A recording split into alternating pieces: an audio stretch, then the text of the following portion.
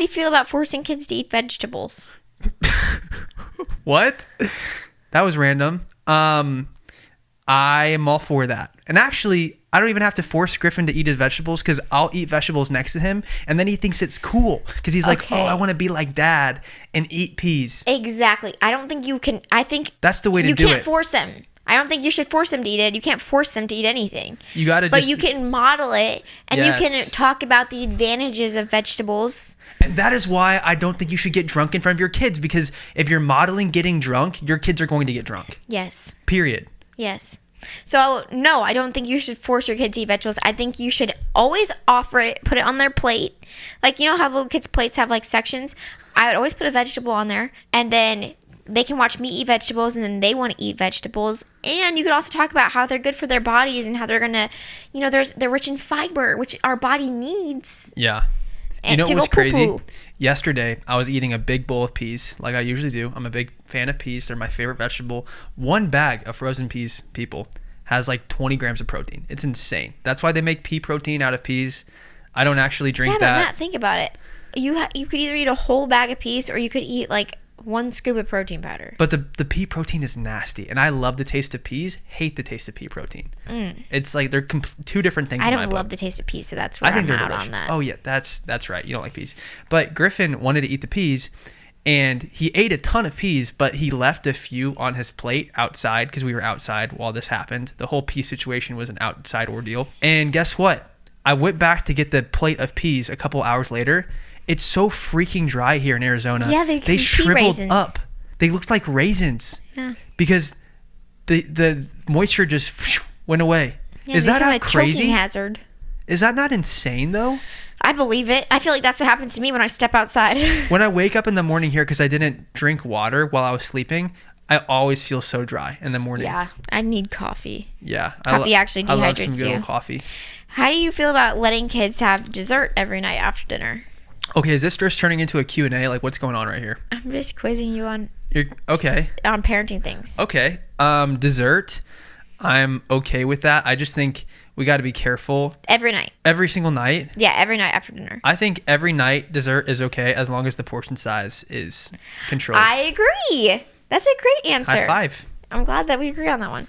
How do you feel about allowing kids to pick their own outfits, even if they are like crazy? I'm for that. I think that's good. I think it's sweet. I love it too. Like when you see a little kid in like an Iron Man costume just at the grocery store, I think it's adorable. But I do have caveats to this one. Like if we were going to a wedding or something where it could be distracting to like, it's not about you, like Iron Man. You don't want to show up in your Iron Man costume to your grandpa's funeral, you know? Like we have to think about setting, and that's only in like extreme circumstances. Like if it's school, you have to abide by the dress code. Yeah. But if you're going to the grocery store, you're going to a play day or the park, wear whatever the heck you want. Yeah. That's how I feel. That's good stuff. Occasionally skipping a hygiene routine. Ooh. Like no baths, no brush teeth. Yeah, we do that all the time.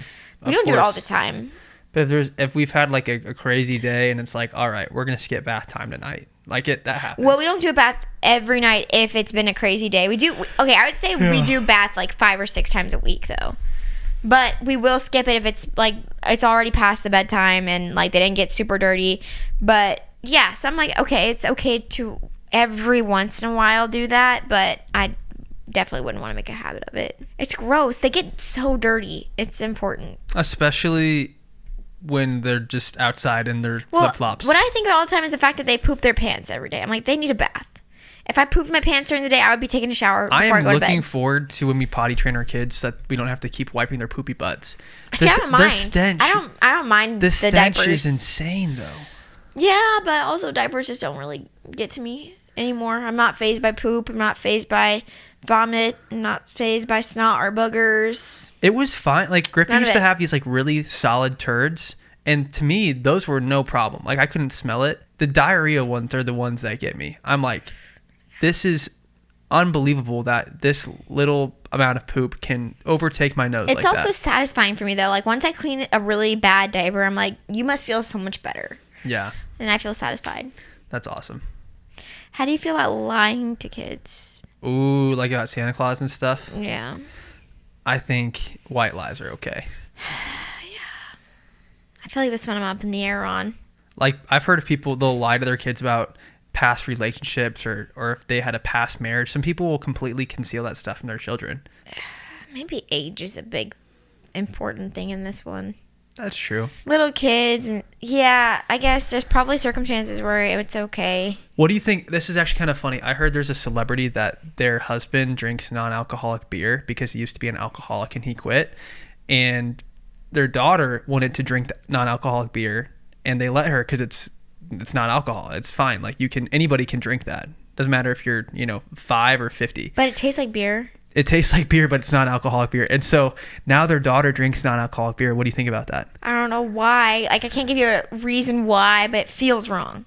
It feels wrong? It feels wrong, but I guess it's not. So if Griffin wanted to drink non-alcoholic beer, would you let him? At what age? Let's say he's 8 years old and wants to drink non-alcoholic beer. I would say no. Really? I would totally let him. Like a sip, sure. No, I would, honey, if it's non-alcoholic, that'd be fine. But don't you think you could be developing a taste for it, like a palate, like what you do with coffee? Like the more you drink it, the more you like it. True, but couldn't you just still drink that non-alcoholic type? Like you don't have to drink alcoholic beer. It seems like it. Right? It feels wrong. Like that's like saying I don't want to get hooked on energy drinks which taste sweet, so I'm not going to drink another sweet drink. You know what I mean? Like you can still have a sweet drink that isn't an energy drink. I would just think of all the beverages in the world, and I'm like, you're going to choose that? That's coming from the lady that's giving her kid coffee, though. Hey, just a sip. He loves it. I'm just kidding. It is so funny. He is obsessed with coffee. I don't coffee. understand. Like he just loves to watch us make it. I think the process interests him. He likes to press all the buttons on the machine. Yeah, he's very fascinated by the process of coffee. But something, even if it's caffeine-free coffee, I feel like it's fine to give your kid. See, but why does even that feel wrong? You mean decaf coffee, not caffeine-free coffee? Oh, yeah, decaf. Sorry, that's a word, decaf. But see, like, yes, we've done that, but then didn't it feel wrong? Kind of. So he's it's the also same thing. He's freaking 1, though. Like, come on. Oh, so age does play a factor. Okay, because he's 1. Like, he's a 1-year-old. I don't know. You asked my opinion. I gave it to you. If you don't like it, then... All right. Okay. How do you feel about leashes on children? What? So, what are these questions? Okay, leashes on children. I actually used to be a leash kid. My brother was a leash kid. Are you traumatized from that? Your brother? At Disney World. We were both on leashes at Disney World. Honestly, kind of a smart little plan. You know, if you have a ADHD child, leash that kid up. Safety. Yeah. I think you should teach them to stay with you, but in circumstances where you're like, well, we don't have time to teach you. We are in a crowded space where you're going to be tempted to walk off multiple times. Yeah. And there's strangers everywhere.